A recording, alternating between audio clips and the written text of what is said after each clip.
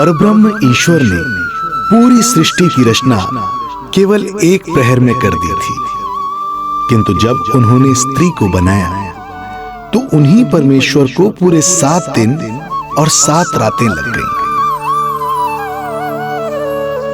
क्योंकि उन्हें स्त्री के व्यक्तित्व में मां बनने की अद्भुत क्षमता का निर्माण करना था, जो अपने तन को असहनीय पीड़ा देकर उसमें से एक नए जीव को जन्म देती है, जो अपने रक्त को दूध बनाकर अपनी संतान का पोषण करती है। वो एक मां ही होती है।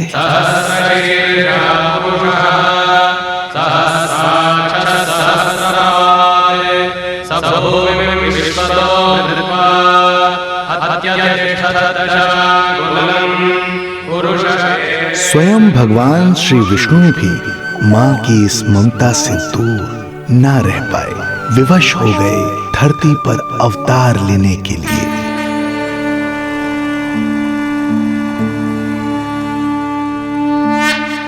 शांताकारं भुजगशयनं पद्मनाभं सुरेशं विश्वाधारं गगनसदृशं मेघवर्णं शुभांगं लक्ष्मीकान्तं कमलनयनं योगी वीरध्यानगम्यं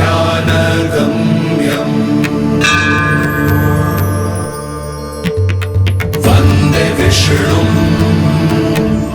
भवभयहरं सर्वलोकैकनाथं वन्दे विष्णुं भवभयहरं सर्वलोकैकनाथम्।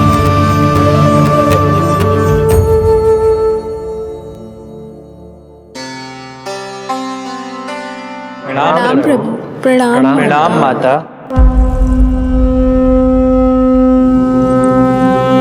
माता, प्रभु, दुष्कंस के अत्याचार दिन पर दिन बढ़ते ही जा रहे हैं। पृथ्वी की शांति नष्ट हो रही है प्रभु, और मैं देवराज इंद्र होकर भी कुछ नहीं कर पा रहा हूं। आपके प्रताप से मैं भूमि अनंत काल से समस्त विश्व का भार उठा रही हूँ, किंतु प्रभु अब दुष्टता इतनी बढ़ चुकी है कि मैं सहन नहीं कर पा रही हूँ। अब दया कीजिए प्रभु, इससे पहले कि मैं बुराई के इस असीम भार के नीचे दबकर ब्रह्मांड की अतल गहराइयों में खो जाऊं। मेरी सहायता कीजिए प्रभु। आंखें खोलिए प्रभु, आंखें खोलिए।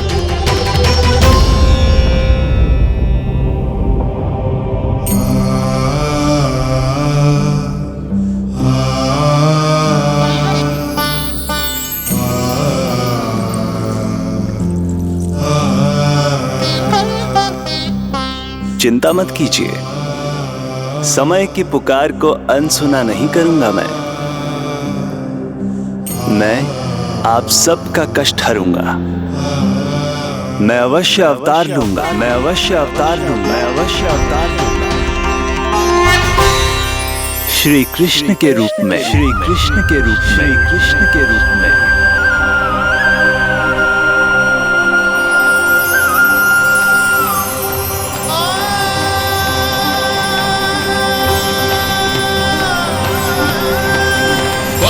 वसुदेवसुतं देवं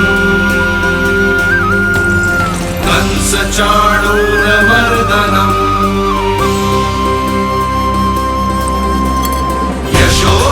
यशोदपरमानन्दम् कृष्णं वन्दे जगद्गुरुं, कृष्णं वन्दे जगद्गुरुम्।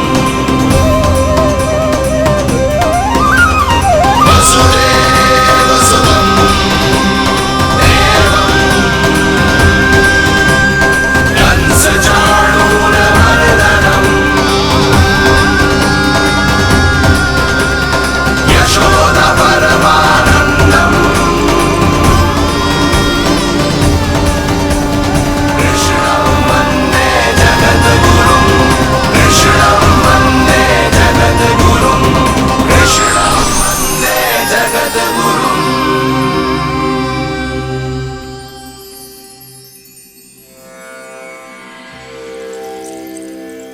कंस का वध करूंगा।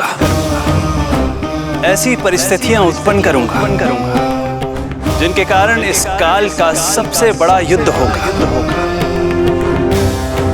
कुरुक्षेत्र के मैदान में मैं सभी अत्याचारियों को एक साथ समाप्त करूंगा। और इस प्रकार मैं भूमि देवी का भार अवश्य हल्का करूंगा। मैं धन्य हुई प्रभु। हम धन्य हुए प्रभु। किंतु ये सब मेरे अगले अवतार के प्रमुख कारण नहीं है। तो फिर प्रभु? मेरे अगले अवतार का सर्वप्रथम और सर्व प्रमुख कारण है मां के अलौकिक प्रेम का अनुभव करना। मैं मां की ममता के सभी रूपों का आनंद लेना चाहता हूं। उसके हाथों से भोजन करना, उसके अंग से लिपट जाना, लोरियां सुनना, संसार के सभी संकटों से सुरक्षित उसकी गोद में सोना, उसे मां मां कहकर पुकारना, सांसारिक विषयों के बारे में उससे जानना,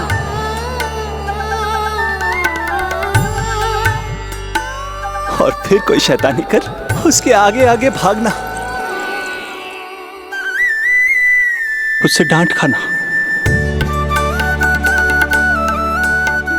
और फिर उसे मनाने के लिए क्षमा मांगना।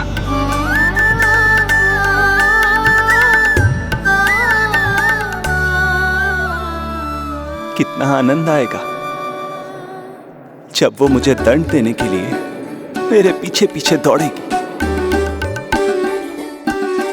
और मैं उस डर से सभी दिशाओं में भागता फिरूंगा। और फिर जब वो थककर हाँफते रुक जाएगी तो मैं स्वयं उसके पास जाऊंगा, उसकी ममता भरी गोद में समा जाऊंगा।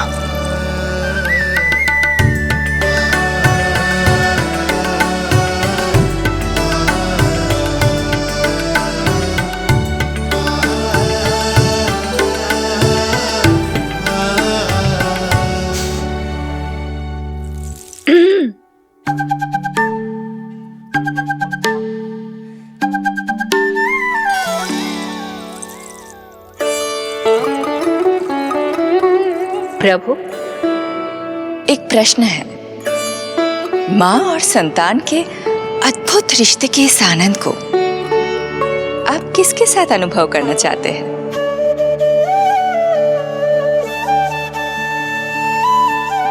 प्रभु,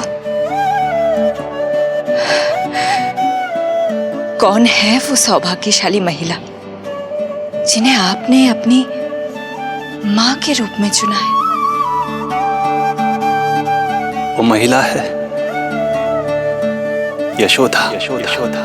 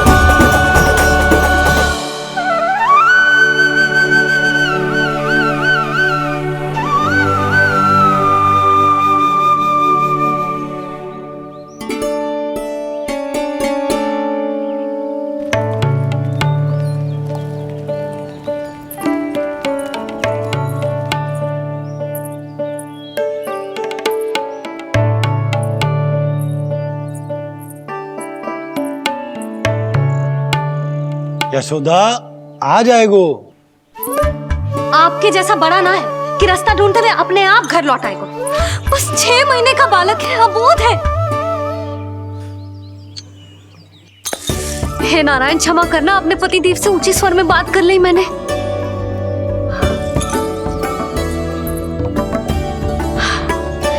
किसी को भी बुद्धि ना है पूरे गोकुल में कि नंद जी का बालक खो गयो है, सुबह सुबह घर से भाग गयो है। किसी को ना पड़ी है कि उसे ढूंढे लेकर आए। यही सम्मान देते हैं वे गोकुल के राजा को। हे भगवान, ना जाने मेरा बच्चा कहाँ होगो, कैसा होगो। कितना समय होगा है? अब तक तो भूख भी लगी आई होगी उसे। आप क्यों रुक गए? आप खाओ। हाँ हाँ, आप खाओ, आनंद से खाओ। आपको तो कुछ चिंता ही ना है। माँ ही तड़पती है अपनी संतान के लिए।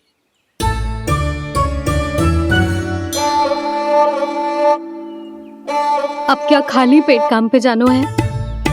क्या कहेंगे सब कि यशोदा अपने पति को भूखा रखे? ना ना, आप खाओ, खाओ ना।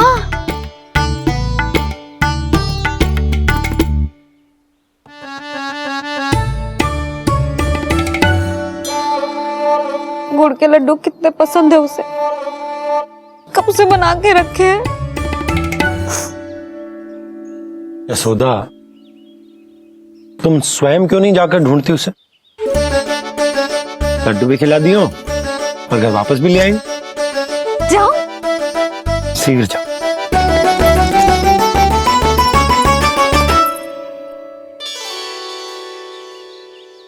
किंतु आप तो खाना खा रहे हो ना पतिदेव? वही तो, मैं खाना खा रहा हूं, परंतु वो भूखा है। तुम जाओ।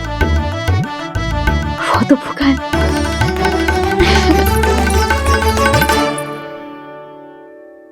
ये बनेगी श्री हरि के अगले अवतार की माँ।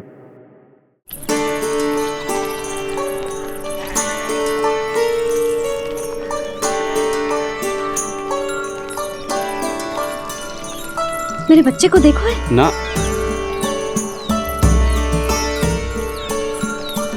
काकी, मेरे बच्चे को देखो है। नहीं नहीं,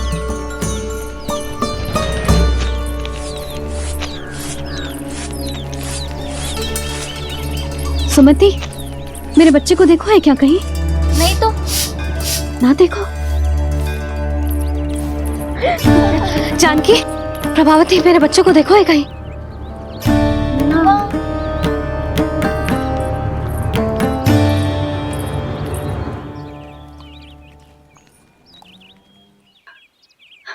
कहाँ है तू? देख, तेरी मैया कितनी चिंतित हो रही है, और तू है कि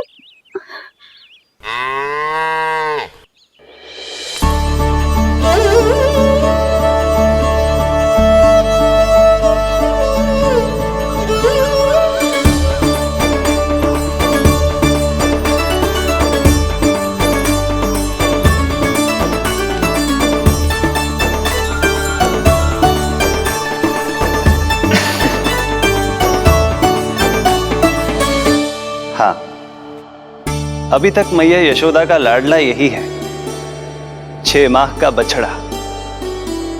इसी पर ये अपनी सारी ममता न्योछावर करती हैं। तू फिर भाग गो? प्रतिदिन का काम होगा है तेरा। मैंने कही थी ना, मेरे बिना, अपनी मैया के बिना कहीं ना जानो है। ये संसार कितना भयानक है, कुछ मालूम है तुझे? दुष्ट भरे पड़े चारों ओर। वाह, दुनिया की अनोखी मैया और उसका अनोखा बालक, जो कि बालक है ही ना, गाय का बछड़ा है।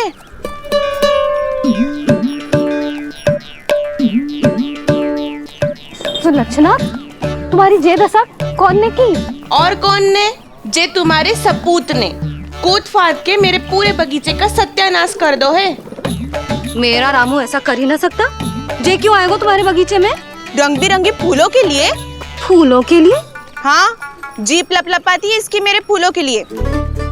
सुबह सुबह भाग के आ जाता हो इन्हें खाने के लिए। फूल खाने? सुलक्षणा, तुम्हें कछु वहम हुआ है। जे मेरा रामू है, जे फूल वूल क्यों खाएगो भला? अच्छा, तो फिर आप ही इसका मुंह खोलो और स्वयं देख लियो। हाँ तो ठीक है, असत्य के पैर ना होते जो अभी सिद्ध हो जाएगा। रामू मुंह खोल के दिखा। मैया की कहीं मानते हैं ना, मुंह खोल। रामू सुलक्षणा चाची को दिखा दे कि तूने उनके फूल ना खाए। चल मुंह खोल, मुंह खोल।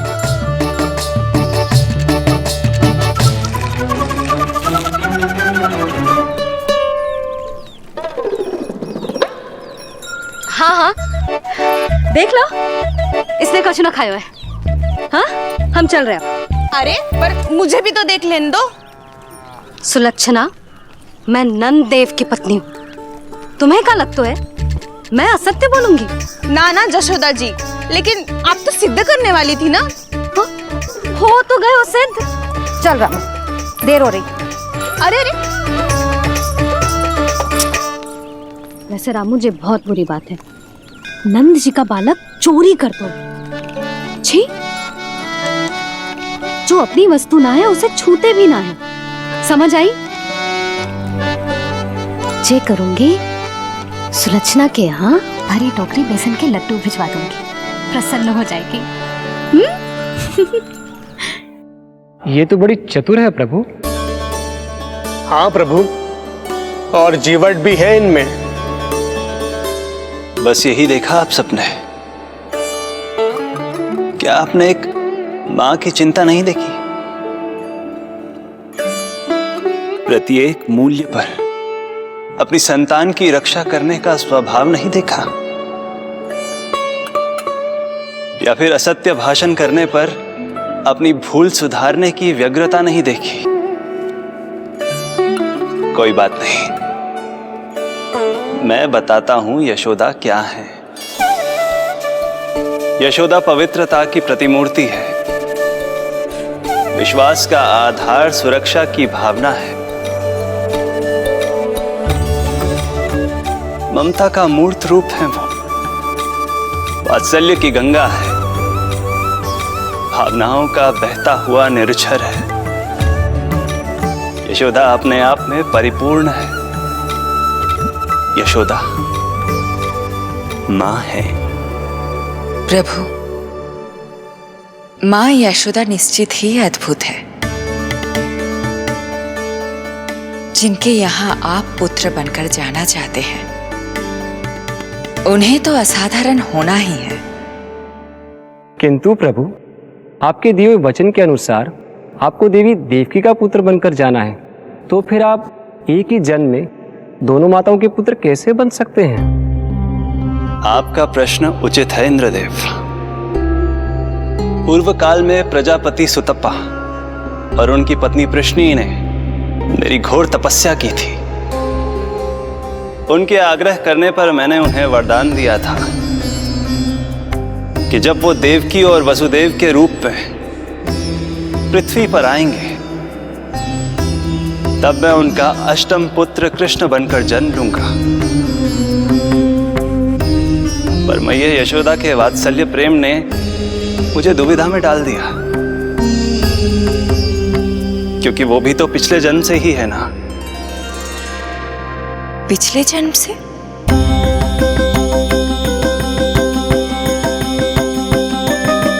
पिछले जन्म में मैया यशोदा 8 वसुओं में से एक श्री द्रोण की पत्नी धरा थी।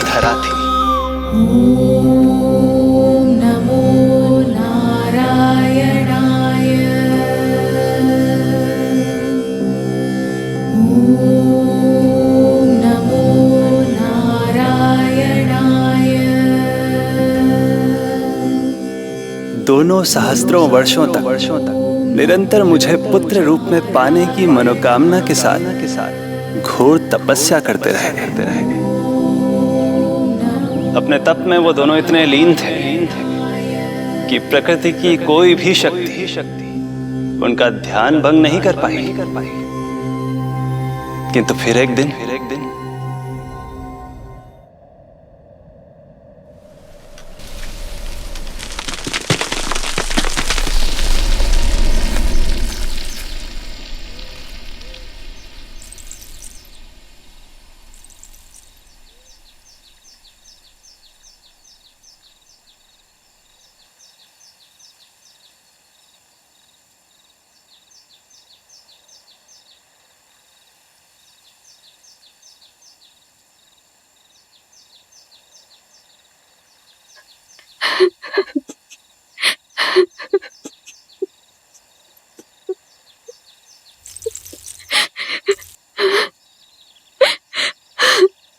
हमारे भक्ति में ऐसी क्या कमी रह गई प्रभु कि अभी तक आपके दर्शन का सौभाग्य नहीं मिला।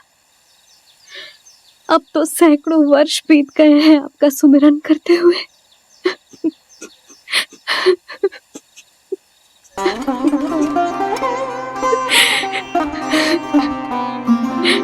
साचा सुमिरन सबसे हरि का, साचा है हरि नाम।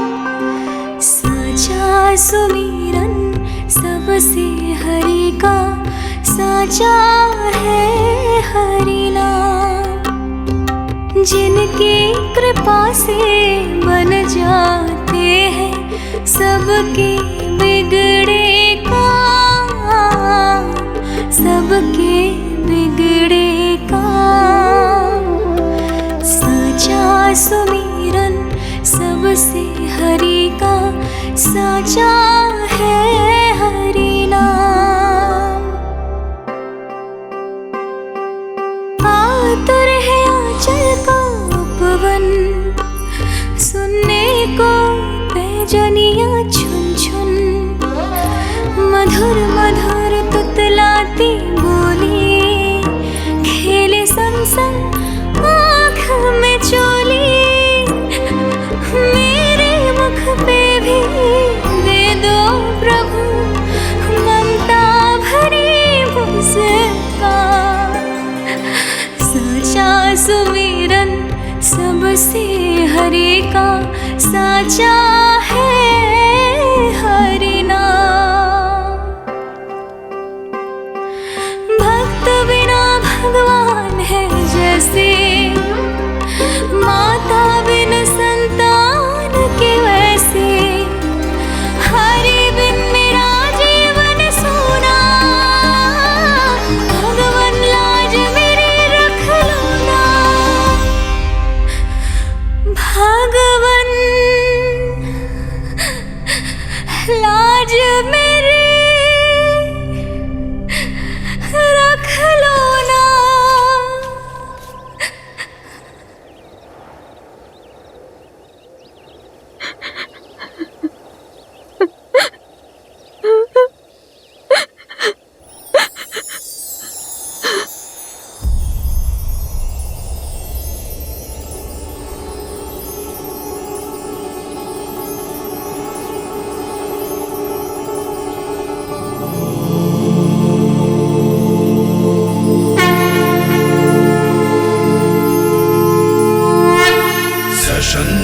चक्रम सकिरीट कुंडलम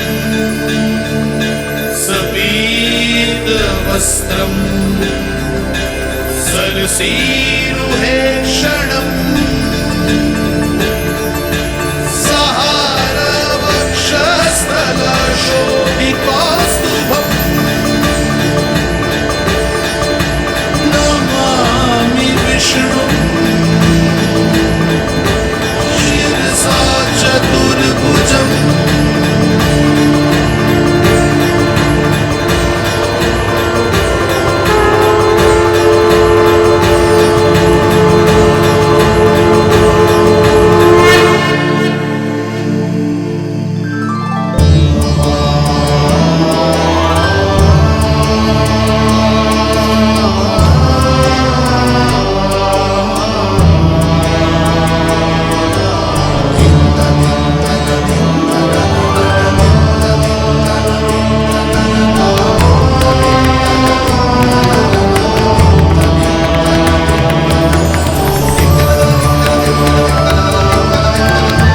कहिए कहिए, क्या वरदान पाना चाहते हैं आप?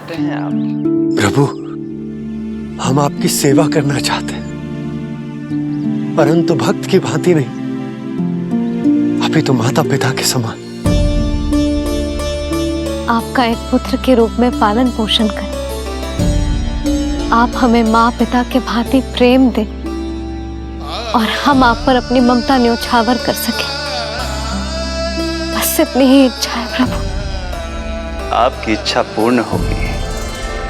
मैं आपकी संतान के रूप में अवश्य आऊंगा, किंतु उसके लिए आपको मेरे अगले अवतार के बाद एक और अवतार की प्रतीक्षा करनी होगी, क्योंकि अगले जन्म के लिए मैं पहले ही ये वरदान माता देवकी को दे चुका हूं। प्रभु, किसी भी जन्म में आपको अपने पुत्र के रूप में पाना मेरा सौभाग्य होगा, किंतु मेरी ममता मेरे वश में नहीं है प्रभु। आप साक्षात मेरे सामने खड़े हैं, किंतु मेरे नेत्र आपके इस दिव्य चतुर्भुज रूप को नहीं देख पा रहे। इन्हें तो आप अभी से बाल रूप में दिखाई दे रहे हैं। मेरे भीतर उमड़ती ममता की ज्वार का अनुभव कीजिए प्रभु। केवल कल्पना मात्र से मेरा वक्षस्थल दूध से भराया है। ये गोद तरसने लगी है, मन अभी से लोरिया गाने लगा है। मेरे इस अनुरोध को स्वीकार कीजिए प्रभु, कृपा करें। इस मां से और प्रतीक्षा ना करवाए प्रभु, और प्रतीक्षा ना करवाए। उस पल माता धरा की ममता भरी भक्ति और प्रेम भाव को देखकर मेरे मुख से भी वो शब्द निकल ही पड़ा जिसे एक बच्चा पहली बार बोलना सीखता है, माँ।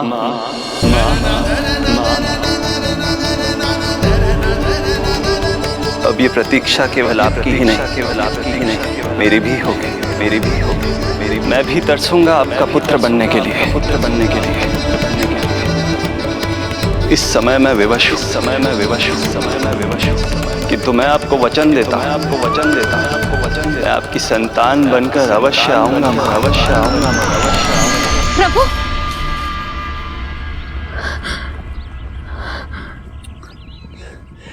धरा, भगवान ने हमारी पुकार सुन ली।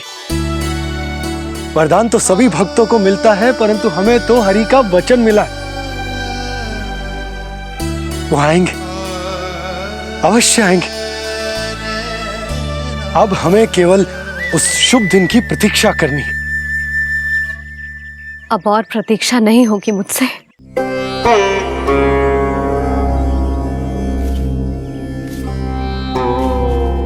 हमने सहस्त्रों वर्षों तक तपस्या की। ये समझ लो कि वो तपस्या अभी शेष नहीं। श्री हरि को अपने सामने देखकर मेरी व्याकुलता का बांध टूट गया है। 2 जन्म बहुत बड़ा समय होता है स्वामी। अपने पुत्र के रूप में हरि को गोद में खिलाने के लिए अब मैं और 2 जन्मों तक प्रतीक्षा नहीं कर सकती।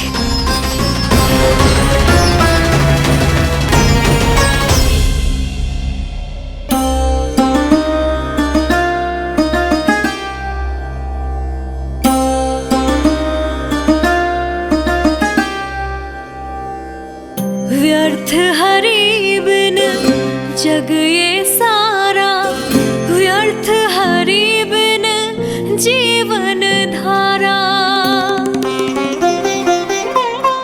पूजन वंदन व्यर्थ हरि बिन, व्यर्थ धरार जीवन धारा। वरुण देव विनती सुन लीजिए, तन मेरा निर्जल कर दीजिए। हरि के बिन सारा जल तन का सागर सा हो गया है खारा।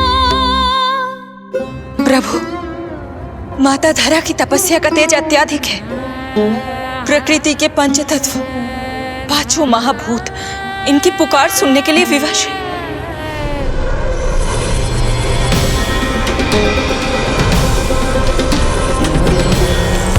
धरा, प्रिय, ये क्या कर रही हो? रुक जाओ। जठराग्नि सब दूर ये कर दो, अग्नि देव मेरे ताप को हर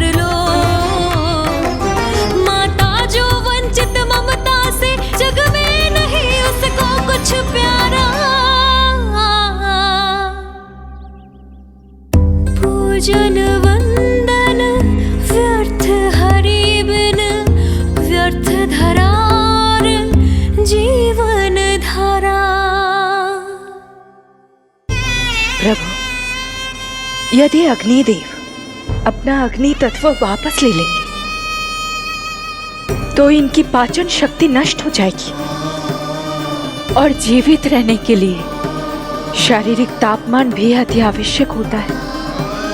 यदि वही विलुप्त हो गया तो धरा, तुम्हें मेरी सौगंध मत करो ये। हे भूमाता आकृति दाता, मिथ्या है ये माटी का ढांचा, माटी मुक्त करो इस तन से जब ना मिला हरि का सहारा।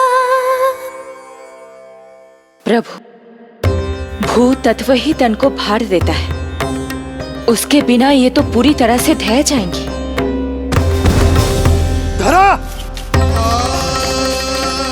धरा, ये क्या हो गया? बस करो अब। प्रभु, कुछ कीजिए। मैं संसार का संचालक हूं देवी, नियमों का पालन करने के लिए मैं भी बाध्य हूं। जो वचन मैं पहले ही माता देवकी को दे चुका हूं, यदि मैं चाहूं तो भी उसे तोड़ नहीं सकता।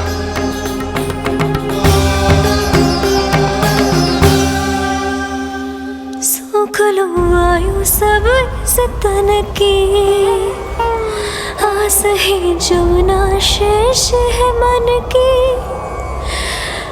वायु देव कृपा करो अब ये रोक दो इन श्वासों की धारा।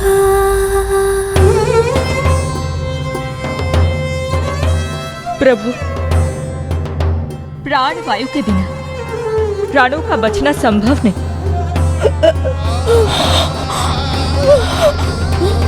धरा,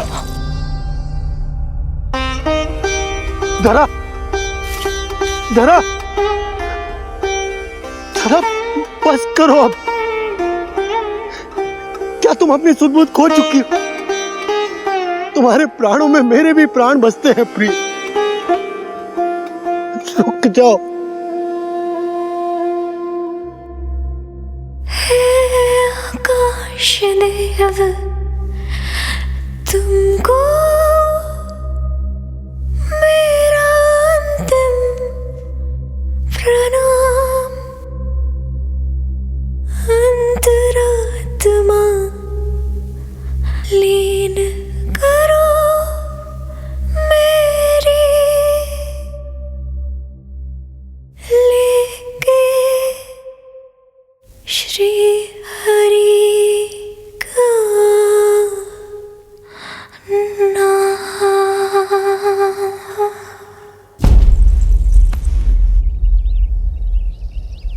धरा, धरा, धरा, ये क्या कर लिया तुमने? धरा, कोई है, कोई है, सहायता कीजिए। धरा,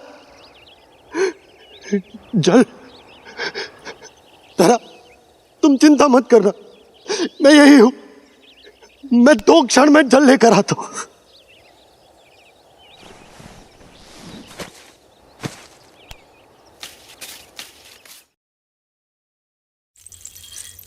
प्रभु, आप नियमों से तो अवश्य बंधे हैं, परंतु आप लीलाओं के स्वामी हैं। कोई तो उपाय निकालिए। आपने इन्हें मां कहकर पुकारा है। मां की प्राण रक्षा पुत्र नहीं करेगा तो और कौन करेगा?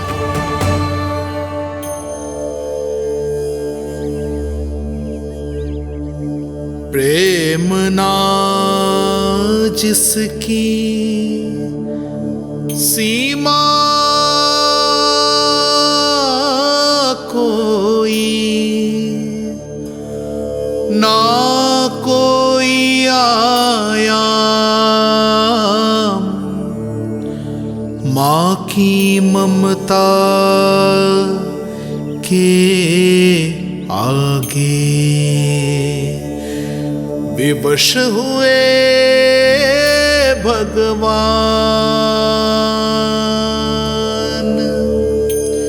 विवश हुए भगवान।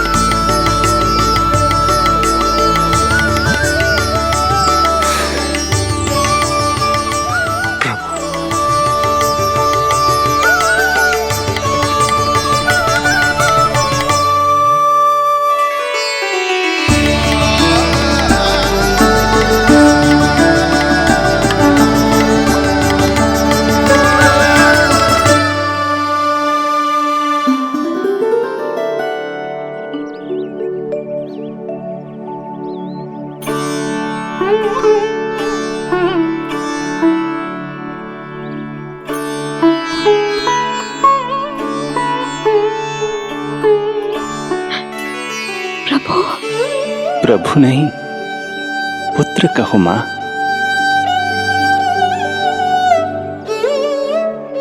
पुत्र, मेरा पुत्र, मेरा पुत्र।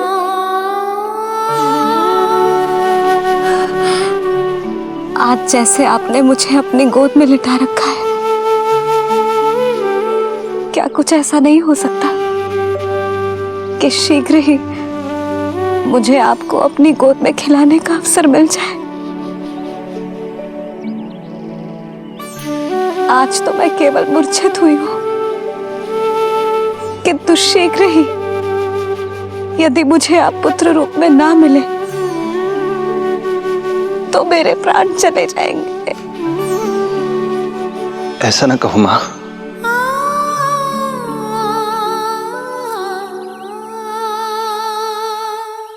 माता देवकी को मैं पहले ही वचन दे चुका हूं, इसलिए विधि के विधान के अनुसार मुझे उन्हीं का पुत्र बनकर जन्म लेना होगा। किंतु आपकी आतुरता का अनुभव करने के बाद अब मैं भी आपका स्नेह पाने से स्वयं को और वंचित नहीं रख सकता। आपने वरदान मांगा था कि आप पुत्र की भांति मेरा पालन पोषण करना चाहती हैं, इसलिए यदि आप उचित समझे तो आप अगले जन्म में ही अपनी इच्छा पूर्ण कर सकती हैं। जिस आयु में संतान को अपनी मां की ममता के आंचल की आवश्यकता सबसे अधिक होती है, उस आयु में अर्थात अपने जन्म के प्रथम दिन से 10 वर्षों तक मैं आपके साथ रहूंगा। किंतु फिर मुझे अपनी जन्म देने वाली मां माता देवकी के पास लौटना होगा। ऐसा करने से मैं उन्हें दिया वचन भी निभा पाऊंगा और आपकी ममता का सौभाग्य भी प्राप्त कर पाऊंगा। यदि आपको स्वीकार हो तो। स्वीकार है प्रभु, सहर्ष स्वीकार है। एक माँ और पुत्र का नाता केवल उसके कोख से जन्म लेने से ही नहीं बनता, ये नाता तो ममता से बनता है।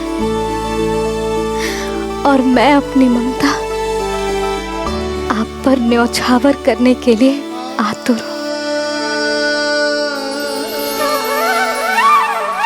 यशोमती मैया के नंद लाला, यशोमती मैया के नंद लाला, यशोमती मैया के नंद लाला, यशोमती मैया के नंद लाला। तो इस प्रकार परमपिता परमेश्वर श्री हरि विष्णु एक ही जन्म में दो दो माताओं का पुत्र बनने के लिए उत्साहित भी थे और भावुक भी। किंतु जगत माता श्री लक्ष्मी और अन्य सभी देवगण ये जानना चाहते थे कि श्री हरि ये अभूतपूर्व कार्य कैसे करेंगे। भगवान बोले, ये सब संभव होगा उसके कारण जो मेरे अगले जन्म की कथा का मुख्य पात्र है, कंस।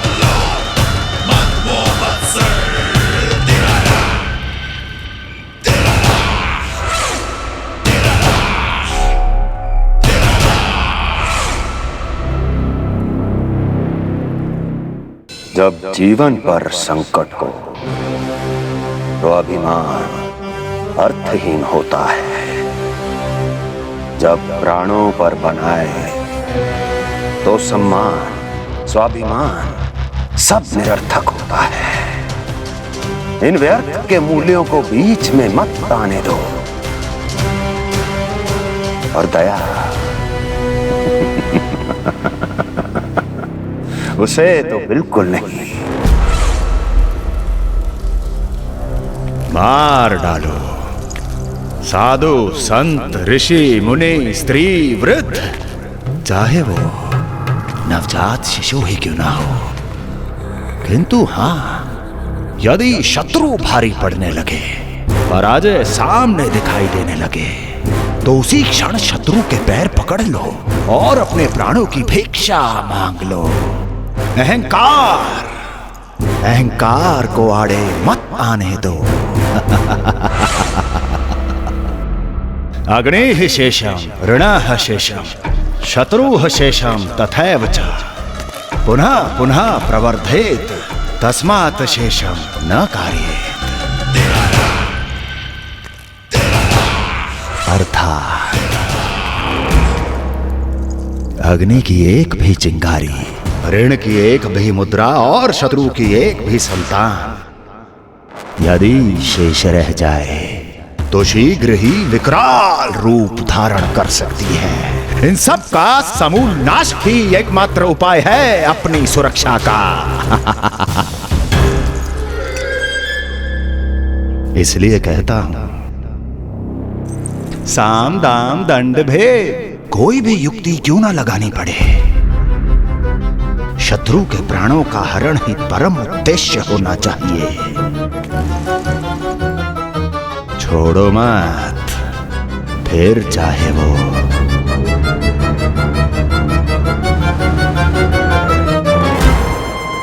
विष्णु ही क्यों ना हो।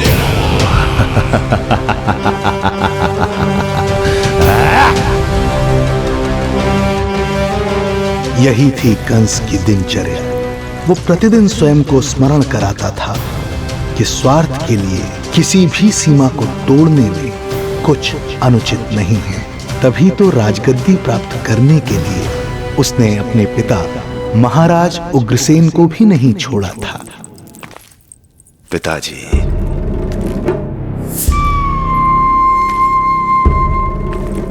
हो सके तो मुझे क्षमा कर दीजिएगा। कल्पना भी नहीं की थी कि मैं आपके साथ ऐसा व्यवहार करूंगा। आपको प्रतीत हो रहा होगा कि मैं क्रूर हूं, स्वार्थ में अंधा हो गया हूं, किंतु मैं विवश हूं।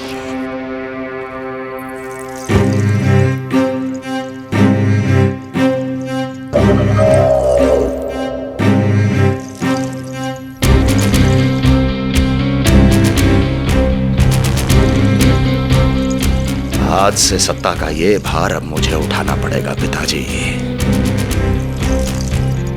क्योंकि आप तो अत्यंत दयावान हैं। अपनी आवश्यकता से अधिक प्रेम आपको अपनी प्रजा से है, किंतु मैं ऐसा नहीं। मैं अपने शत्रुओं का काल हूं, तभी तो मेरे प्रति दुर्भावना रखने वाले मेरे सम्मुख आने से पहले थर थर कांपते हैं। इसलिए मथुरा का राज सिंहासन मेरे साथ अधिक सुरक्षित रहेगा, क्योंकि मैं आपसे अधिक उपयुक्त हूं पिताजी। मेरा विश्वास कीजिए। हृदय पर गोवर्धन पर्वत रखकर मुझे यह निर्णय लेना पड़ रहा है पिताजी।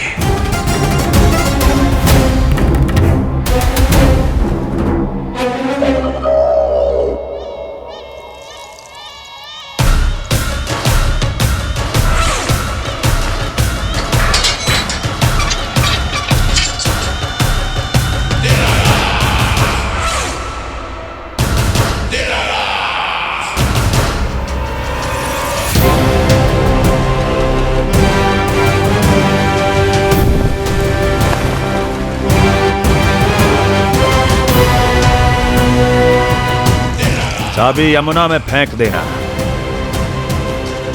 कोई कितना भी क्रूर, कठोर राक्षस ही क्यों ना हो, किसी न किसी के लिए उसके हृदय में भी प्रेम उपजता ही है। कंस भी इस नियम का अपवाद नहीं था। इस संसार में एक जीवात्मा ऐसी भी थी जिसे वो स्वयं से भी अधिक स्नेह करता था, और वो थी उसकी लाडली बहन देवकी।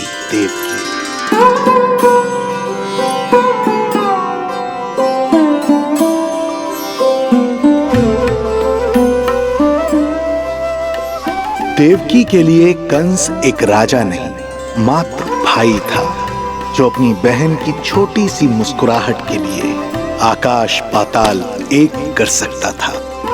अत्यंत धूमधाम से उसने अपनी देवकी का विवाह यादवराज वसुदेव के साथ संपन्न करवाया। रुको, रुको।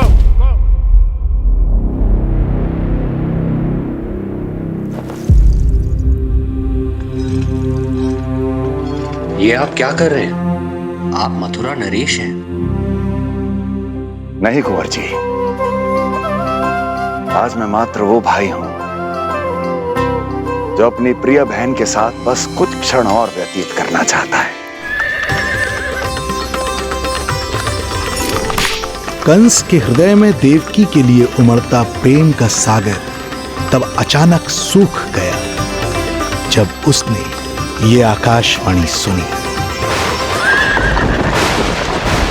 महापापी अत्याचारी कंस,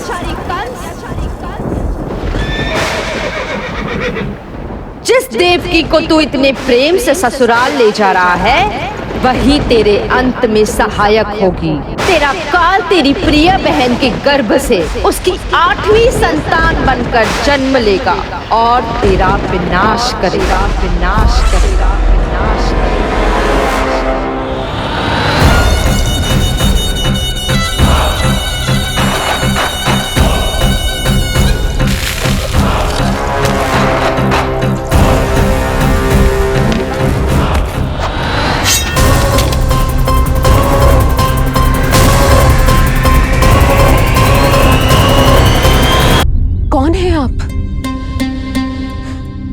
से भय लग रहा है।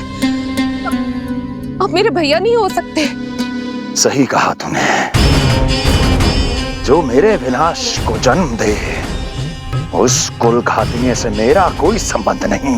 महाराज, रक्त के संबंध क्रोध की अग्नि में मत झुलसाइए। जिस बहन को आपने बचपन से आज तक इतना प्रेम दिया, क्या वो आपके विरुद्ध किसी षड्यंत्र में सहायक हो सकती है? भला हमारी संतान आपका विनाश क्यों करेगी? अपनी नवविवाहित बहन पर कृपा कीजिए महाराज। अपने पुरुषार्थ से आपने कितने असुरों को युद्ध में पराजित किया है। आज वो सब दरबारी बनकर आपकी सेवा करते हैं। ये महापराक्रमी कंस, यदि वो मायावी असुर आपको हानि नहीं पहुंचा पाए, तो ये आपकी बहन आपका क्या बिगाड़ सकती है? दया कीजिए महाराज, दया कीजिए। आप बीच में मत पड़िए कुंवर जी। सुना नहीं क्या? इसकी 8वीं संतान मेरा वध करेगी। जब मां ही नहीं बचेगी, तो 8वीं संतान के जन्म का तो प्रश्न ही नहीं उठता। यदि ऐसा है तो आप मुझे मार दीजिए। जब मैं ही जीवित नहीं रहूंगा, तो देवकी की संतान होने की संभावना ही समाप्त हो जाएगी। अपने बहनोई की हत्या का पाप मैं नहीं कर सकता। और बहन की हत्या का पाप कर सकते हैं? जिसे जीवन भर प्रेम दिया है, उसके प्राण लेने का अधिकार है मुझे। प्रिय भैया, यदि आपको इस विषय में इतना संदेह है, तो आप हमारी 8वीं संतान के प्राण ले लीजिएगा। बल्कि 8वीं संतान ही क्यों, उसका जन्म होने तक हमारी सभी संतानों का वध आप स्वयं अपने हाथों से कर लीजिए। स्वामी! हे मथुराधिपति, मेरी पत्नी को प्राण दान दे दीजिए। मैं महाराज शूरसेन का पुत्र वसुदेव आपको वचन देता हूं, अपनी 8 संतानों को जन्म लेते ही स्वयं आपके सामने प्रस्तुत करूंगा। अपनी 8 संतानों को जन्म लेते ही स्वयं आपके सामने प्रस्तुत करूंगा।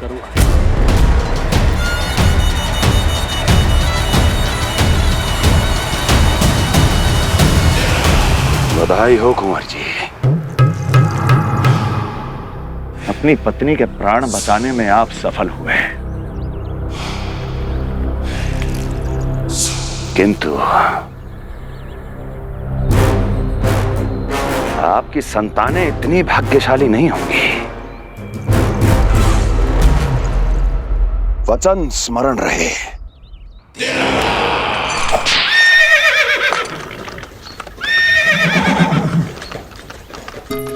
इस तरह रक्त की प्यासी कंस की तलवार की छाया में देवकी और वसुदेव का वैवाहिक जीवन प्रारंभ हुआ। जब कंस की निर्ममता और वसुदेव के वचन का ये दुखद समाचार गोकुल पहुंचा, तो हे नारायण, अर्थात राजा वसुदेव यदि कंस के सामने गिड़गिड़ाते नहीं तो रानी देवकी के प्राण चले जाते। हाँ नंदराज, और अब वो दोनों कंस के महल में हैं, किंतु वो महल भी उनके लिए किसी बंदी गृह से कम नहीं है।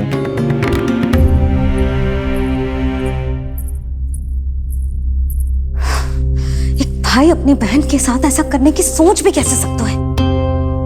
मेरा बस चले तो उस दुष्ट कंस को मटके में डाल के ऐसे घोंट के रख दूं, जैसे मलाई घोट के माखन निकाला जाता है।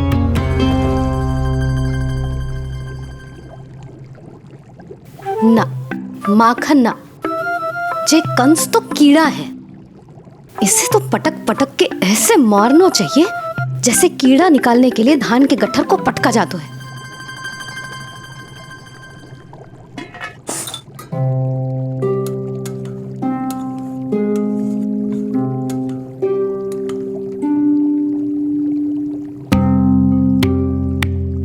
किंतु जब रोहिणी जिज्जी को पता चलेगा तो वो तो अपने आप को ही दोष देंगे, क्योंकि बालक ना होने के कारण उन्होंने ही वसुदेव जी को राजकुमारी देवकी के साथ दूसरा विवाह करने पर विवश किया था। हे ईश्वर, जिस सुख के लिए रोहिणी जिज्जी ने पत्नी जीवन का सबसे बड़ा त्याग किया था, जब उन्हें पता चलेगा कि वही सुख उस क्रूर कंस ने छीन के मटिया मेट कर दिया है, तो कितना कष्ट पहुंचेगा।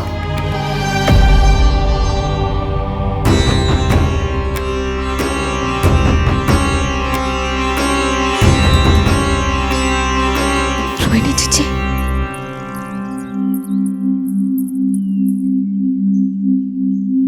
गोप नरेश, कृपया मुझे अपने भैया के पास ले चलिए।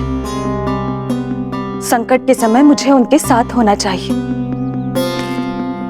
किंतु भाभी, पता चलो है वसुदेव भैया और देवकी भाभी कंस के महल में कड़े पहरे में रखे गए। पति पत्नी एक दूसरे का संबल होते हैं। कंस का पहरा कितना भी कष्टदायक क्यों ना हो, इस समय उन्हें और बहन देवकी को मेरी आवश्यकता है।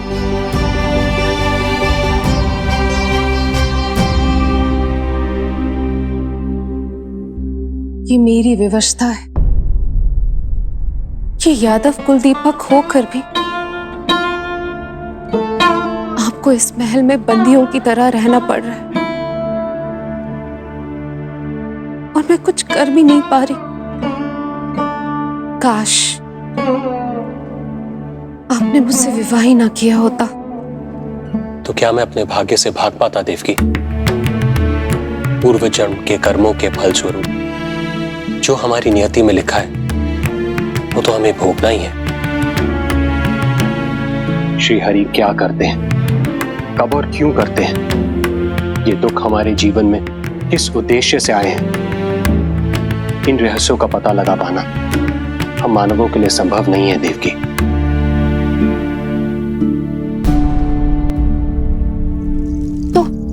तो फिर चलिए यहां से भाग चलते हैं, कहीं ऐसे स्थान पर जहां भैया की छाया भी हम पर ना पड़ सके।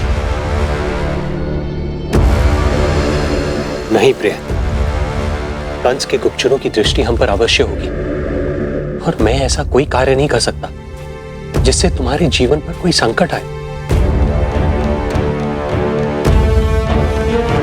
और मैंने उन्हें अपनी सभी संतानों को सौंपने का वचन भी दिया है। अपना वचन मेरे लिए प्राणों से भी अधिक महत्वपूर्ण है देवकी।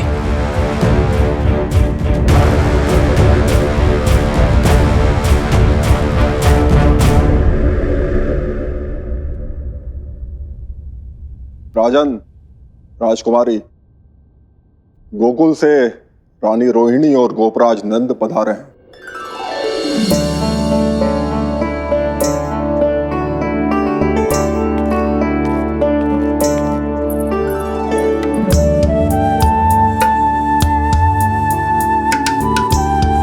स्वामी,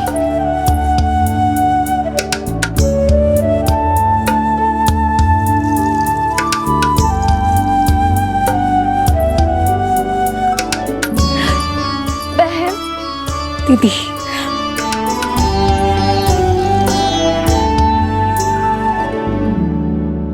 भाई नंद, जो आप हमारे लिए कर रहे हैं उसके लिए धन्यवाद शब्द बहुत छोटा है।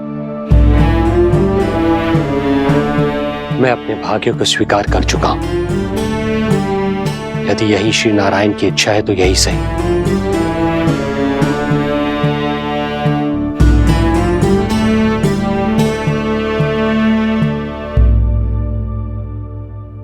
भाई नंद, इस समय मथुरा का वातावरण अनुकूल नहीं है, आपको जाना चाहिए।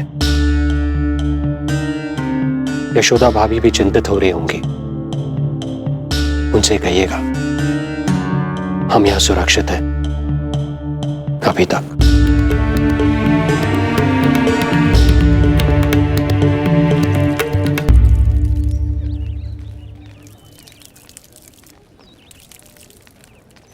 वसुदेव भैया का भाग्य पर भरोसा दिख, वे अपनी संतानों को कंस को अवश्य सौंपेंगे। हे ईश्वर, इतना कठोर वचन, जब इसे निभाने का कठिन समय आएगा तो कैसा अनुभव करेंगे वे? उनका हृदय तो चकनाचूर हो जाएगा।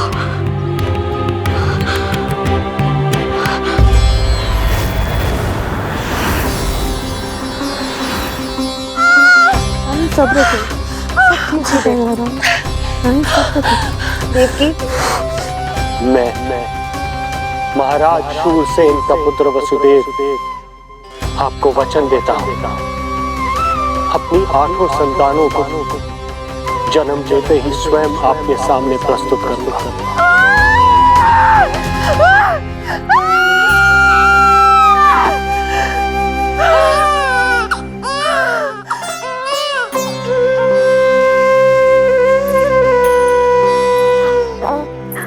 बधाई हो स्वामी, आपको पुत्र रत्न प्राप्त हुआ है।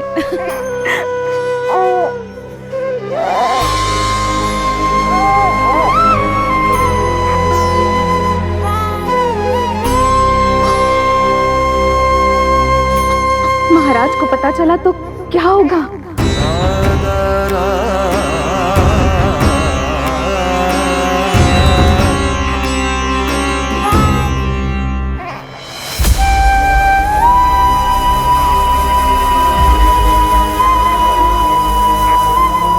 अपने पुत्र को इन हाथों में थामना। कितने वर्षों से इस पल की प्रतीक्षा कर रहा था मैं, और आज जब यह पल आया है, मेरी आंखों में दुख के आंसू हैं। एक पिता जब प्रथम बार अपनी संतान को गोद में उठाता है तो सबसे पहले यह सोचता है कि उसे क्या नाम दूं, उसका सुनहरा भविष्य कैसे सुनिश्चित करे। किंतु मैं वो भाग्यहीन पिता हूं जो अपने पुत्र का भविष्य मृत्यु के अंधकार में डुबोने जा रहा है। मैं इसे नाम देकर क्या करूंगा?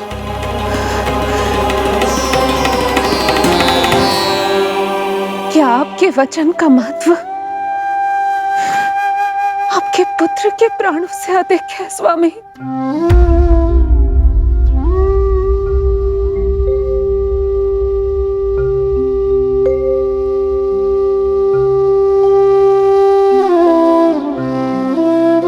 श्री नारायण का दूसरा नाम सत्य होता है देवकी।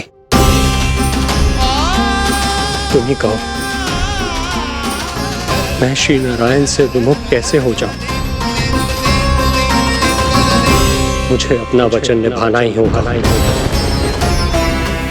हृदय के टुकड़े टुकड़े क्यों ना हो जाए, मुझे इसे कंस तक ले जाना ही होगा।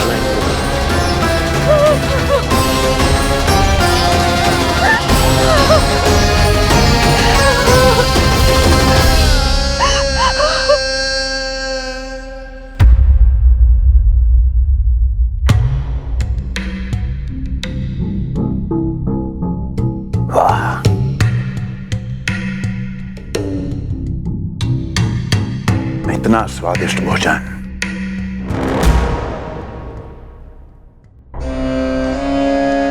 किसी विशेष इच्छा की पूर्ति के लिए मुझे सम्मोहित तो नहीं करना चाहती? मुझे पति के रूप में प्राप्त कर तो चुकी हो, अब प्राप्त करने को क्या क्या बचा है प्राप्ति? मैं प्राप्ति नहीं, अस्थि हूं स्वामी। प्राप्ति तो छुई मुई बनकर वहां खड़ी है। आप सदैव अपने विषय में ही सोचते हैं, कभी मेरे ओर भी निहारा कीजिए, तभी तो मेरा नाम सही से स्मरण होगा आपको।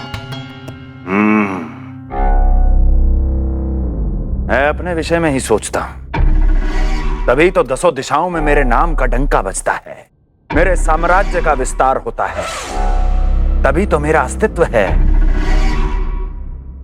अस्थि स्मरण रहे, तुम हो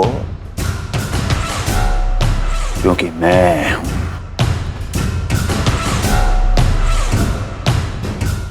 वन में यदि सिंह न हो तो उसके आश्रिति पर गीदड़ भी आक्रमण कर देते हैं।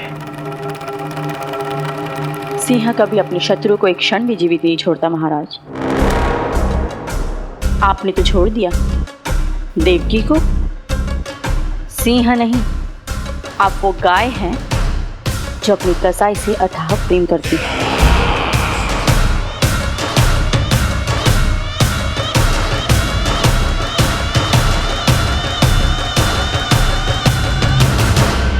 सभी संतानों को जन्म लेते ही मेरे पास लेकर आएगा,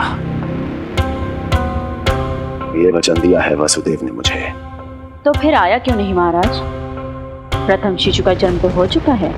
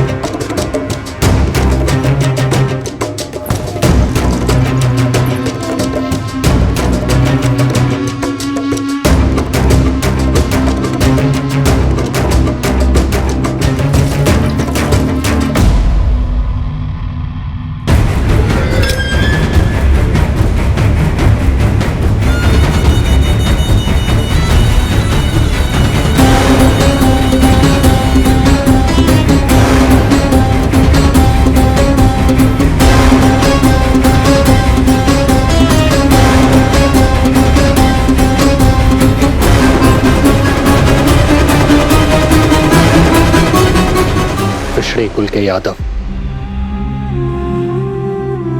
अपना वचन मिथ्या नहीं होने देते महाराज।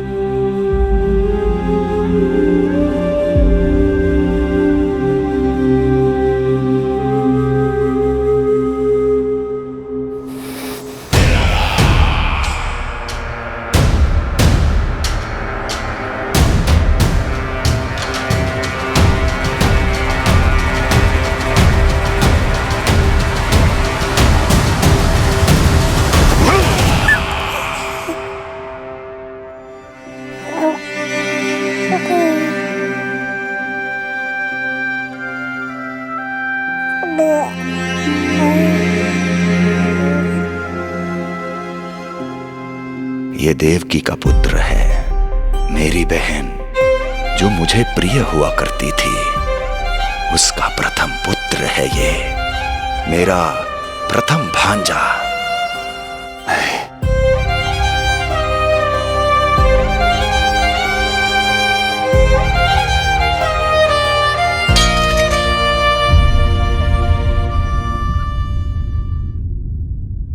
इसे वापस ले जाइए कुंवर जी।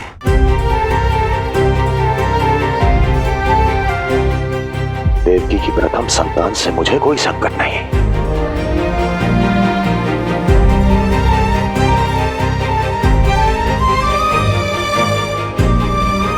और आपको क्या लगता है कुंवर जी कि मैं कोई राक्षस हूं क्या?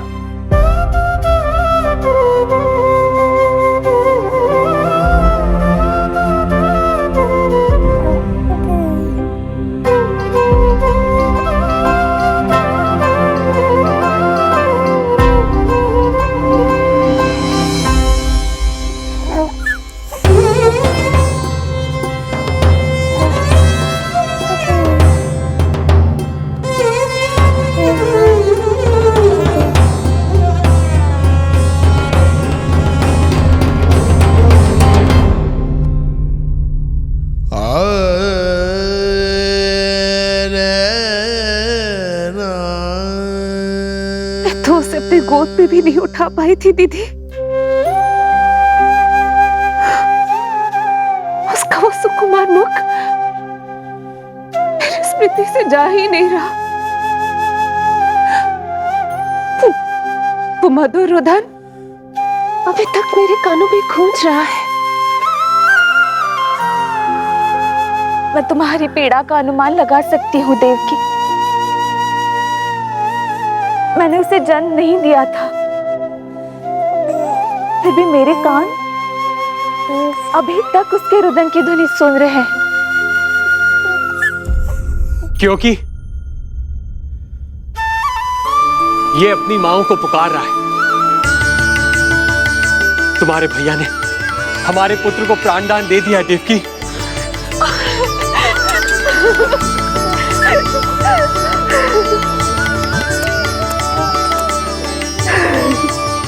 स्वामी, अब अपने पुत्र का नामकरण कीजिए। इसे ऐसा नाम दीजिए कि इसका भविष्य यश और कीर्ति से परिपूर्ण हो। कीर्तिमान। कीर्तिमान होगा इसका नाम।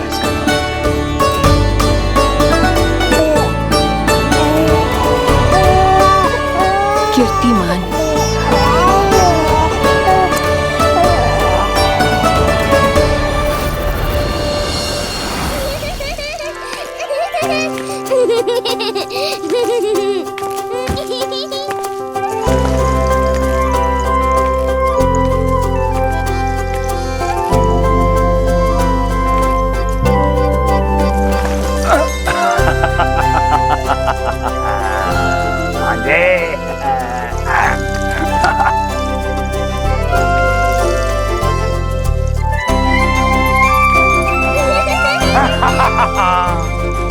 भांजे भांजे, मामा से बचना असंभव है।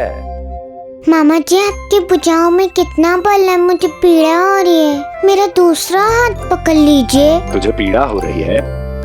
ये ले।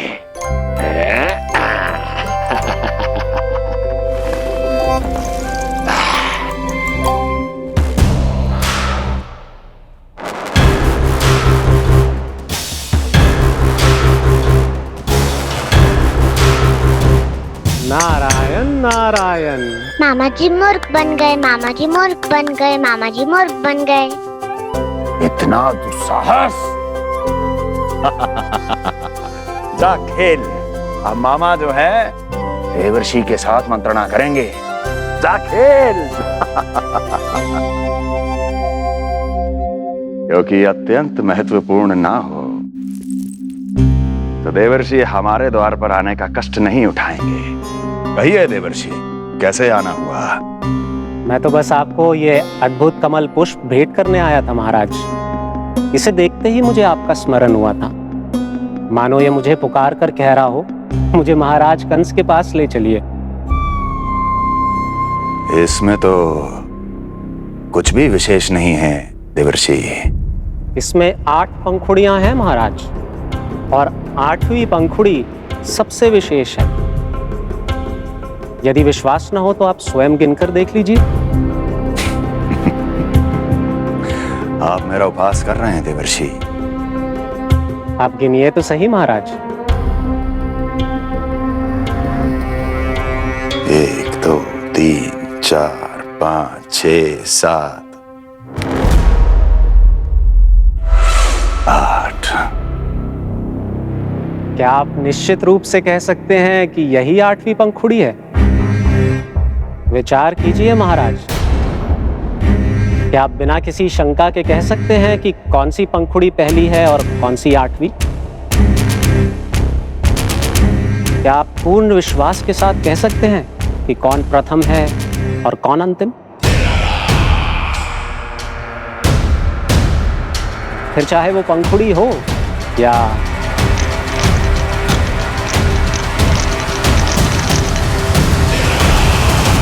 सावधान करने के लिए धन्यवाद देवर्षि। कंस के साथ धोखा करने वाले को अति भीषण दंड मिलेगा। भविष्य में ऐसी कल्पना मात्र से ही मेरे शत्रु भय से कांप उठेंगे। मथुरा नरेश, मैं तो मात्र पंखुड़ियों की बात कर रहा था।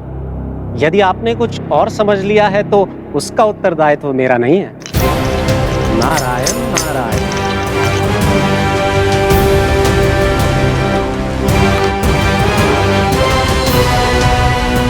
विचार कीजिए महाराज। क्या आप बिना किसी शंका के कह सकते हैं कि कौन सी पंखुड़ी पहली है और कौन सी 8वीं? क्या आप पूर्ण विश्वास के साथ कह सकते हैं कि कौन प्रथम है और कौन अंतिम? फिर चाहे वो पंखुड़ी हो या... मामा जी मूर्ख बन गए, मामा जी मूर्ख बन गए, मामा जी मूर्ख बन गए, मामा जी मूर्ख बन गए।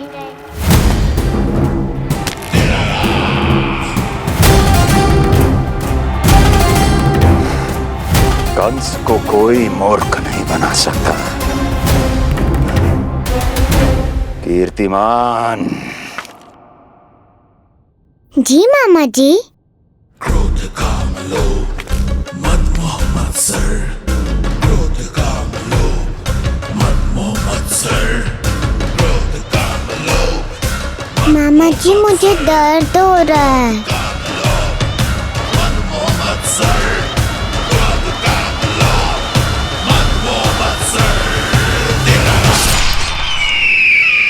स्वामी, ये कीर्तिमान के लिए कैसा लग रहा है?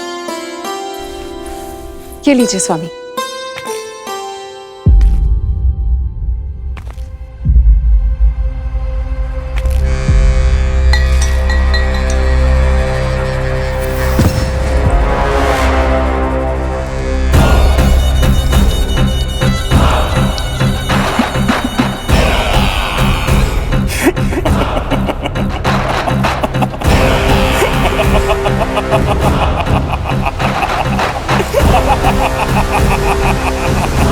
नेत्रों के सामने अपनी संतान की हत्या होते हुए देखना कितना पीड़ादायक रहा होगा ये दृश्य। किंतु प्रभु, यदि देवर्षि नारद कंस के हृदय में संदेह का बीज न बोते तो कंस ऐसा कभी नहीं करता। तो फिर उसे उकसाए क्यों देवर्षि ने? आप भूल गए देवराज, समस्त संसार में जो भी होता है मेरी इच्छा अनुसार ही होता है। यही प्रश्न नारद ने भी मुझसे पूछा था।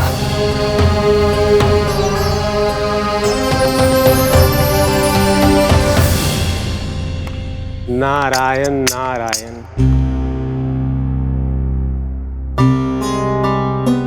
छोटे से बालक की इतनी निर्मम हत्या और माध्यम बना मैं। प्रभु, ये कैसी लीला है आपकी? अभी तो देवकी की 5 और संतानों की हत्या होना शेष है नारद। अब से कंस शिशुओं के जन्म लेते ही उनकी हत्या कर देगा। यदि जन्म के तुरंत बाद ही मृत्यु होनी है तो जन्म का लाभ ही क्या है प्रभु? यही विधि का विधान है नारद। कीर्तिमान और शेष 5 बच्चे श्रापग्रस्त हैं। जन्म के कर्मों के अनुसार अल्पायु होना उनकी नियति है। उनकी मृत्यु के बाद ही शेषनाग के अंश के रूप में बलराम और मेरे अंश के रूप में श्री कृष्ण का अवतार संभव होगा। नारायण नारायण।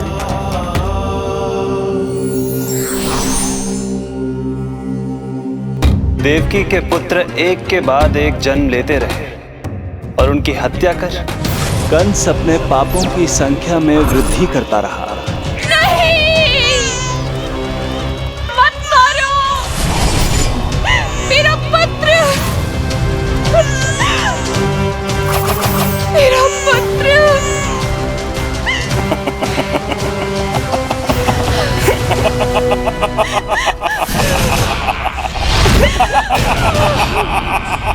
की क्रूरता की कथा ऐसे मोड़ पर आ पहुंची जहां से वापसी असंभव है, क्योंकि अभी अभी उसने देवकी के छठे पुत्र का वध कर दिया है। हे प्रभु, कितना दुर्दांत है ये कंस। किंतु एक ही जन्म में एक साथ 2 माताओं का पुत्र बनने में उसने आपकी सहायता कैसे की प्रभु? उसके भय ने उससे ये कार्य सहज ही करवा दिया देवराज। जन्म लेते ही माता देवकी के सभी पुत्रों की हत्या कर उसने मुझे विवश कर दिया है। अब जीवित रहने के लिए मेरे अवतार को माता देवकी की कोख से जन्म लेने के तुरंत बाद मैया यशोदा के पास गोकुल जाना ही होगा। और इस प्रकार कंस के कारण एक ही जन्म में दो माताओं का पुत्र बनने का आपका वचन सत्य सिद्ध होगा। आपकी लीला अपरंपार है प्रभु। आप सब अब निश्चिंत होकर जाइए। मेरे अवतार के जन्म होने की घड़ी अब निकट ही है। हम धन्य हुए प्रभु। हम धन्य हुए प्रभु।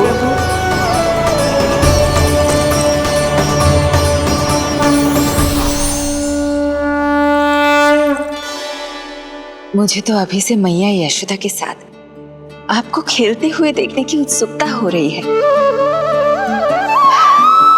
उनकी प्रवृत्ति कितनी निराली है। क्रोध ना करो तो क्या करूं? देखिए इसकी सतानी, फिर चला गया सुलक्षणा के बगीचे में फूल खाने। और आपको तो पता है ना सुलक्षणा का, इतनी सी त्रुटि हो जाए पूरे गांव में बखान करने में कोई कमी ना रखती। और यह कि अरे जब ग्वालिनों को पता चलेगा तो क्या कहेंगी? यही ना कि जसोदा अपने बच्चे को खाना ना देती, भूखा रखे है। सुनो जी, मैं तो कहती हूँ अब ब्याह करा देते इसका। अब वो ही ध्यान रखेगी इसका। केवल पत्नी सुधार सकती है तुझे। तुम इसके बारे में बात कर रही हो कि मेरे बारे में? नहीं, वैसे सारे गोकुल वाले यही कहते हैं कि हमारे घर पर तुम्हारा ही राज चलता है।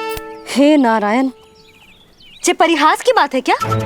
मैं इतना दबा के रखती हूँ क्या आपको? यशोदा, हास की बात थी।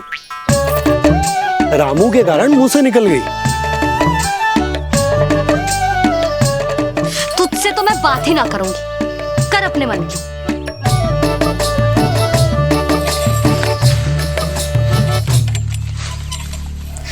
पता है तुझे कितना क्रोध आता है जब तू ऐसे बिना बताए घर से चला जाता है। प्रेम है जे मेरा, चिंता है मेरी। तुझे कुछ हो जाए तो अपना लल्ला माना है तुझे।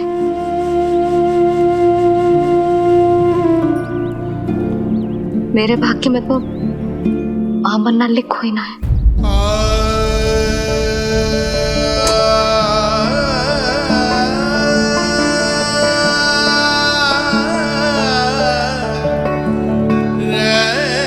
यशोदा,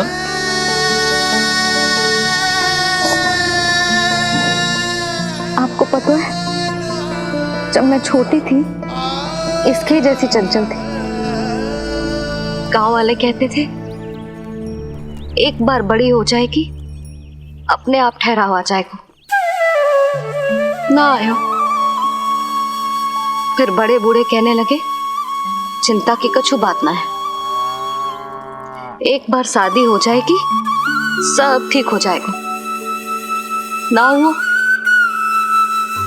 फिर सबन ने कही एक बार बालक हो जाने दो, गोद भर जाएगी अपने आप परिपक्व हो जाएगी। पर गोद तो भरी ना मेरी। बालक तो हुआ ही ना। उस पर जब जे भी भाग जाता है तो मुझे रह रह के यही स्मरण होता है कि कमी मुझ में ही है। मैं ही किसी बात का ध्यान न रख पाती। संभव है यही कारण से नारायण ने बालक न दियो मुझे। यदि देते तो बहुत बुरी मैया बनती मैं। यशोदा, क्या हो गया तुम्हें? कहाँ की बात कहाँ लेकर जा रही हो तुम?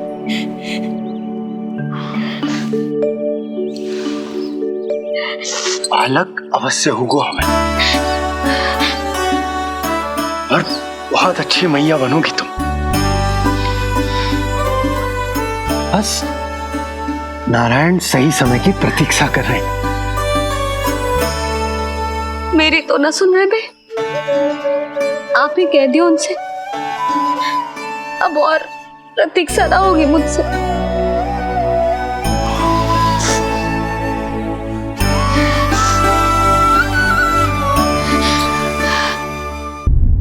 प्रतीक्षा तो अब मुझसे भी नहीं हो रही मैया।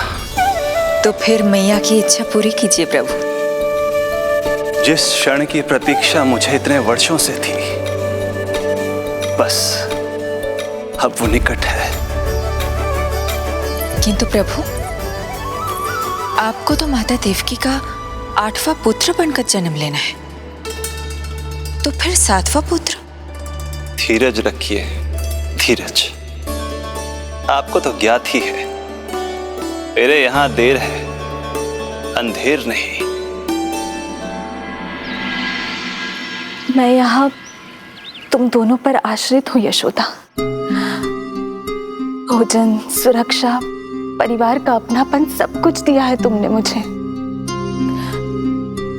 किंतु मेरा दुख मुझे एक क्षण भी चैन लेने नहीं देता। मेरे स्वामी और बहन देवकी कितने ही वर्षों से कंस की काल कोठरी में बंदी है।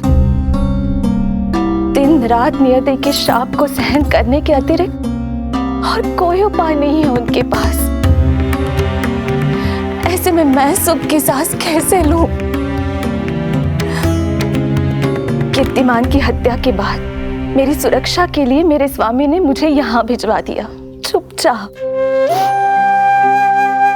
किंतु मेरा हृदय तो वही छूट गया यशोदा। इससे तो अच्छा होता कि मैं भी उसी कारागार में होती, मेरे स्वामी और बहन देवकी का दुख तो साझा कर पाती। अपनी 6 संतानों को कंस के हाथों मृत्यु के गोद में जाते देखा है उन्होंने। अब तो मुझे उस क्षण की कल्पना से भी डर लगने लगा है, जब देवकी अपने 7वें पुत्र को अपने गर्भ में धारण करेगी। भय से भविष्य नहीं टलता, होनी होकर ही रहती है। समय बीता और देवकी के गर्भ में 7वें पुत्र का आगमन हुआ। क्या इसका भी भविष्य वही होगा जिसके भाइयों का हुआ था? इस बंदी गृह की दीवारें, प्रत्येक ईंट, प्रत्येक पत्थर, यहां तक कि यहां की वायु भी उस कंस की बंदी है। अब तक तो उसे सूचना भी मिल चुकी होगी। वो निर्दयी, क्रूर प्रतीक्षा कर रहा होगा कि कब तुम्हें प्रसव हो और कब उसकी तलवार हमारे नन्हे शिशु, हमारी 7वीं संतान का रक्त पिए।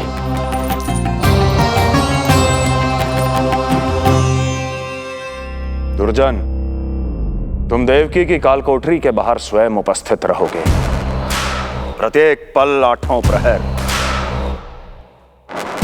जैसे ही शिशु पहली श्वास ले,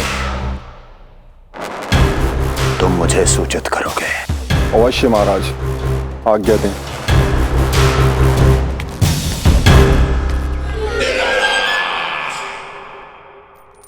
कुछ कीजिए स्वामी, कुछ कीजिए।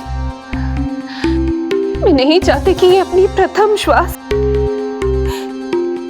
इस बंदी गृह में ले। देवकी, विवशता से मेरा कलेजा भी फटा जा रहा है, किंतु इस काल कोठरी में बंद मैं कर ही क्या सकता हूं? किंतु इस सृष्टि के पालनहार, जगत की नियंता श्री हरि तो कर सकते हैं, तो फिर क्यों नहीं करते वो कुछ ऐसा कि कम से कम मेरी इस संतान का अंत उतना दुखद ना हो जैसा अन्य संतानों का हुआ था। क्यों नहीं करते वो कुछ? हरे क्यों नहीं करते? बताइए ना स्वामी, क्यों नहीं करते वो? क्यों नहीं करते? जो देवी भविष्य में मेरी मां बनने वाली है, उनकी करुणा भरी पुकार को मैं व्यर्थ कैसे जाने दे सकता हूं? कंस के राक्षस तत्व के अंत के लिए ऐसी माया की आवश्यकता है जो मेरी लीलाओं को क्रियान्वित भी कर दे और उसे भनक भी ना पड़े। ऐसी क्षमता और माया किसके पास है प्रभु?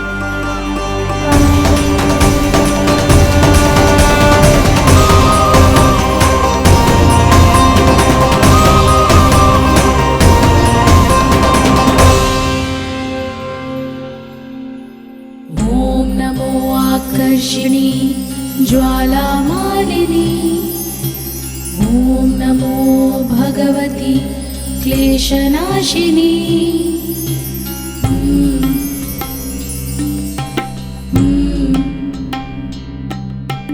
ॐ नमो योगमाये सर्वमोहिनी। ॐ नमो योगमाये आज्ञा दीजिए प्रभु। माता देवकी का गर्भपात करके उस संतान को रानी रोहिणी के गर्भ में स्थापित कीजिए देवी।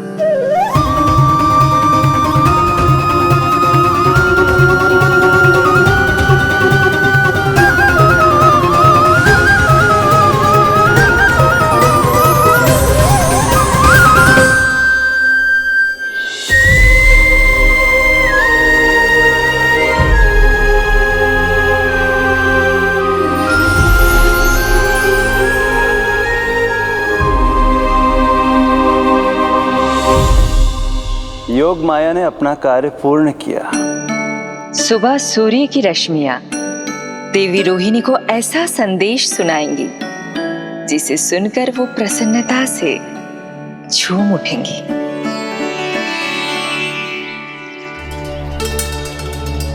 यादव कुल के नए राजकुमार के आगमन पर बहुत बहुत शुभकामनाएं रानी।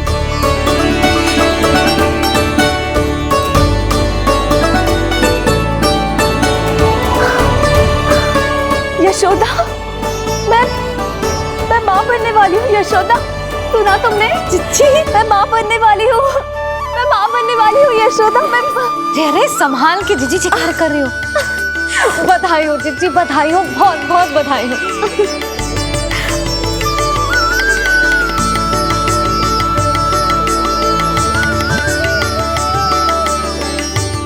विधि का विधान भी विचित्र होता है। रोहिणी, जिनका ये पुत्र नहीं है, वो प्रसन्न है, किंतु देवकी, जिनका ये पुत्र है, वो व्याकुल है।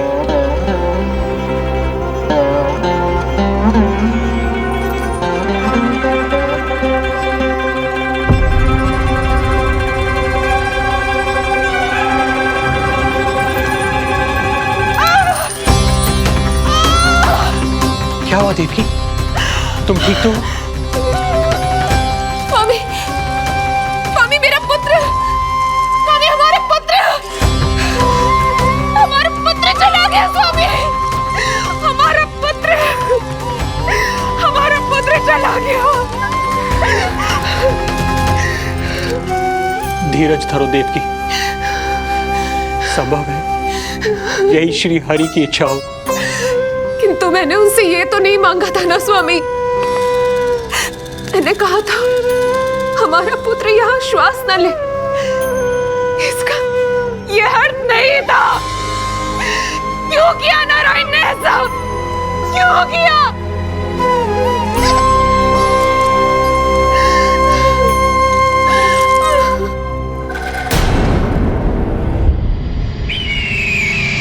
तो ये सत्य है महाराज, राजकुमारी देवकी का गर्भपात हो गया है। बच गया वो शिशु। किंतु यदि मेरे हाथों उसकी मृत्यु होती तो अधिक कष्ट होता उसे। सुख में समय पंख लगाकर उड़ता है। शीघ्र ही रोहिणी के प्रसव का दिन आ पहुंचा और उसने एक स्वस्थ और सुंदर बालक को जन्म दिया।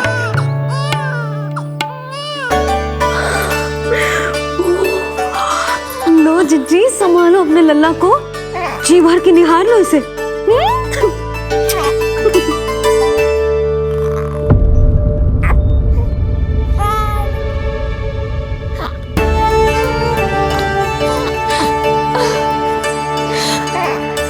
मेरा पुत्र राजकुमार।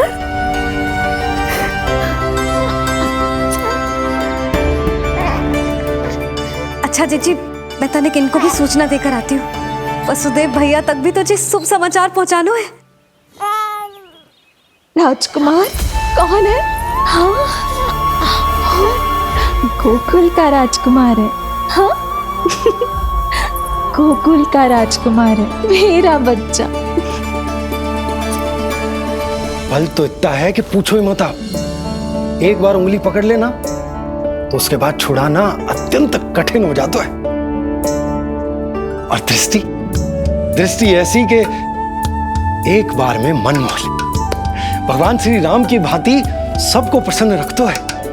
बस तो फिर उसका नाम बल राम रखना। तो फिर उसका नाम बल राम रखना। देवकी, बधाई हो, तुम छोटी मां बन गई। भैया, आप दोनों कछु चिंता ना करियो। बलराम का लालन पालन मेरा उत्तरदायित्व है। उसे कछु कमी ना होने दूंगा मैं।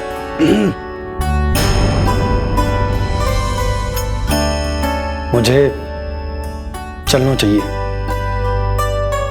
कितने वर्षों बाद तुम्हारे कारण शुभ समाचार मिला है हमें। श्री नारायण हमेशा तुम पर कृपा बनाए रखे।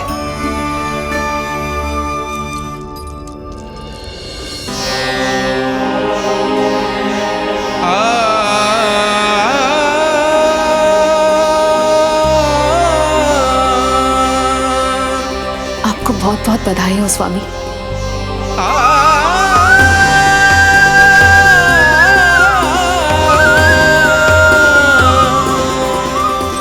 देवकी, क्या हुआ?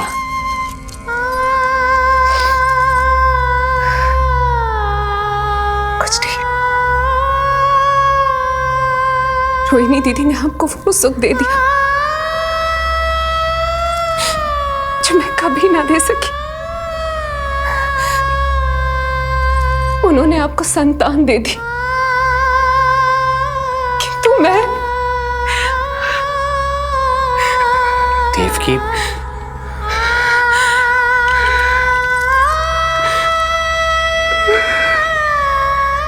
इस समय जो व्यथा माता देवकी की है वही पीड़ा माता यशोदा की भी है।